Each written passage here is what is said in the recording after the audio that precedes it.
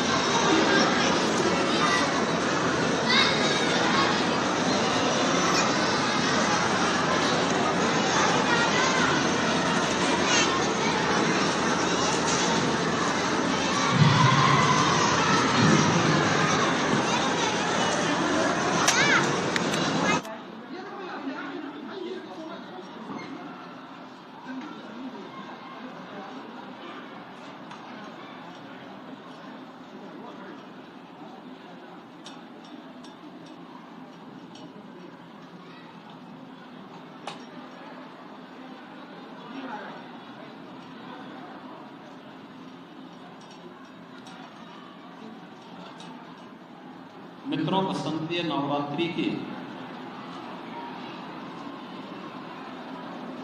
आज 9वीं तिथि है।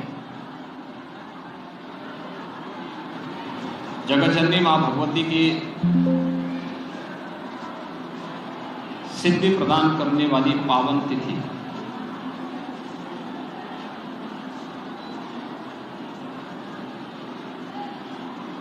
चैत्र शुक्ल प्रतिपदा से लेकर के नवमी तक जगतजननी मां भगवती के 9 अलग अलग स्वरूपों की पूजा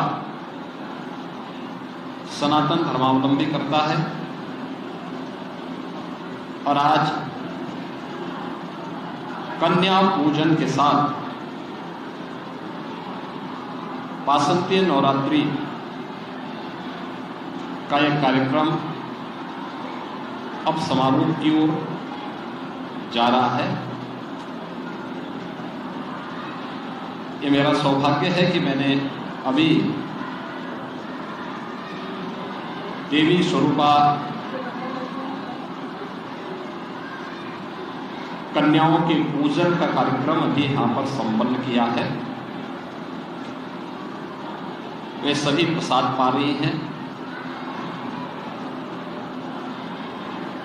भारत की सनातन धर्म की समृद्ध परंपरा में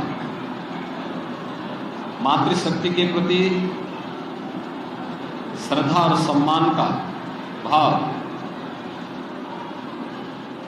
कितना प्रगाढ़ है, उसका यह उत्कृष्ट रूप हम सबको वासंतीय नवरात्रि और शारदीय नवरात्रि के रूप में देखने को मिलता है, जिसकी शुक्ल पक्ष की प्रथम 9 तिथियों में जगतजननी मां भगवती के अलग अलग स्वरूपों की पूजा करके प्रत्येक सनातन धर्मावलंबी मातृशक्ति के प्रति अपनी श्रद्धा भाव को व्यक्त करता है। और वह परंपरा पूरे देश के अंदर आज 9वीं की तिथि पर बालिकाओं के सम्मान, उनके प्रति श्रद्धा भाव और उनके पूजन का कार्यक्रम हर सनातन धर्मावलंबी के घर में देखने को मिल रहा होता और बड़ी श्रद्धा भाव के साथ लोग इस कार्यक्रम के साथ जुड़ गए हैं। यह पवित्र भाव हमारे जीवन में सदैव बना रहे। प्रत्येक नागरिक का एक दायित्व बनता है। इसीलिए आज सरकार ने भी मातृशक्ति की सुरक्षा के लिए, उनके सम्मान के लिए, उनके स्वावलंबन के लिए अनेक कार्यक्रम प्रारंभ किए। प्रधानमंत्री मोदी जी ने बेटी बचाओ बेटी पढ़ाओ से लेकर के मातृ वंदना के कार्यक्रम, नारी वंदन अधिनियम के माध्यम से उनकी सशक्त उपस्थिति विधायिका के मंचों पर भी हो, जीवन के प्रत्येक क्षेत्र में हो, इसके लिए देश की संसद ने भी एक अधिनियम पारित कर दिया है। दैनिक जीवन में भी व्यक्ति हो या परिवार, समाज हो या राष्ट्र, सभी लोगों का एक दायित्व बनता है कि वे बेटी और बेटे के बीच में भेदभाव न करें, महिला और पुरुष के बीच में कोई भेदभाव न हो, किसी भी प्रकार के अन्याय और अत्याचार और शोषण का शिकार बेटी, बहन या मातृशक्ति का कोई भी रूप हो वह न होने पाए। यह हर व्यक्ति को, समाज को और पूरे देशवासियों को इस बात को समझना चाहिए। तभी हम एक सशक्त और समर्थ भारत की परिकल्पना को साकार कर पाएंगे। आज की इस तिथि पर मैं जगतजननी मां भगवती के चरणों में नमन करते हुए देवी स्वरूपा इन कन्याओं के पूजन के साथ मुझे जुड़ने का अवसर प्राप्त हुआ है। मैं वासंती नवरात्रि की हृदय से बधाई पूरे प्रदेशवासियों को देता हूं। आज की पावन तिथि मर्यादा पुरुषोत्तम भगवान श्री राम के जन्मदिन से भी जुड़ी है। अभी कुछ ही देर बाद मर्यादा पुरुषोत्तम प्रभु श्री राम के जन्मदिन का कार्यक्रम पूरे उल्लास और उमंग के साथ आयोजित होगा।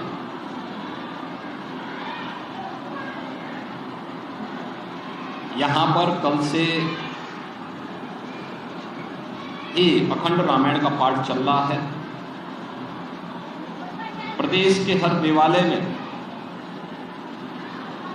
अखंड रामायण का पाठ कल से चल रहे हैं। अयोध्या धाम में भी उत्सव और उमंग का माहौल है। लाखों की संख्या में श्रद्धालु जन अयोध्या धाम प्रभु श्री राम लला के जन्मोत्सव में भाग लेने के लिए अयोध्या धाम पहुंचे हुए हैं।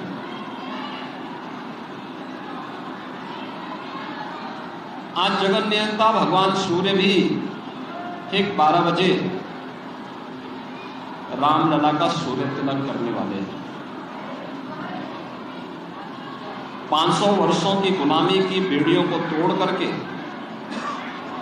रामलला का फिर से अयोध्या धाम में प्रकटीकरण हर सनातन धर्मावलंबी के लिए, दुनिया की हर दबी कुचली शोषित मानवता के लिए एक नई प्रेरणा भी है और नया प्रकाश भी है। रामनवमी की पावन तिथि पर प्रत्येक प्रदेशवासी को मैं हृदय से बधाई देता हूं।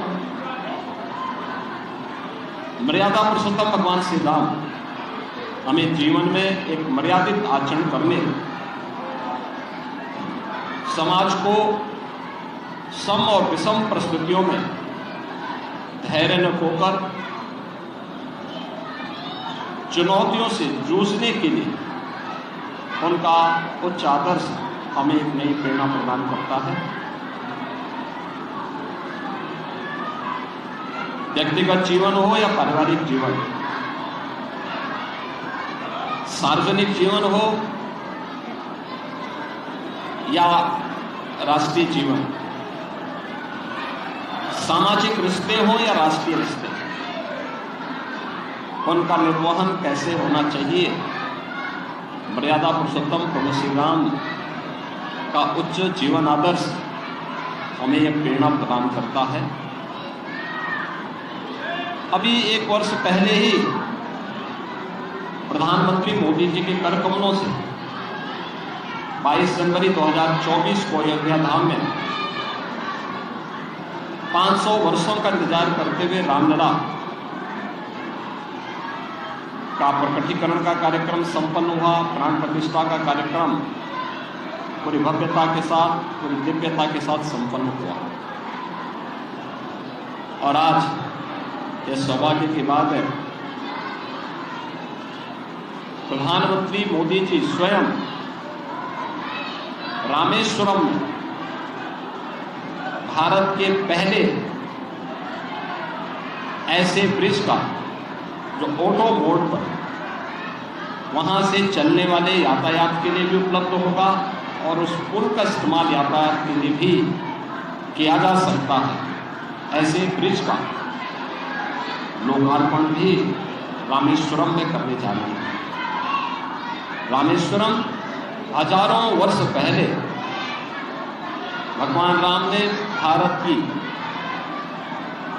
उत्तर से लेकर के दक्षिण तक सीमाओं को कितना जीवंतता प्रदान की थी।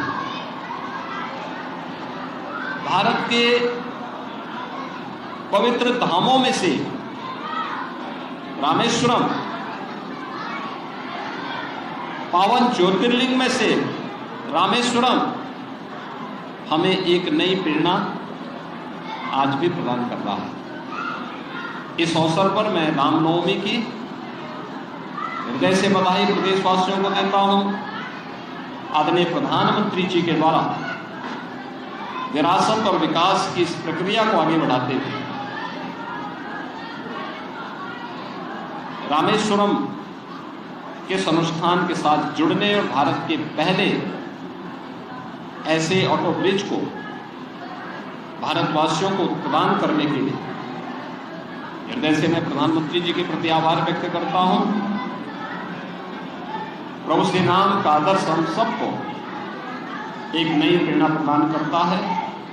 मैं इस अवसर पर रामनवमी की मंगल में शुभकामनाएं पूरे प्रदेशवासियों के प्रति देता हूं। धन्यवाद।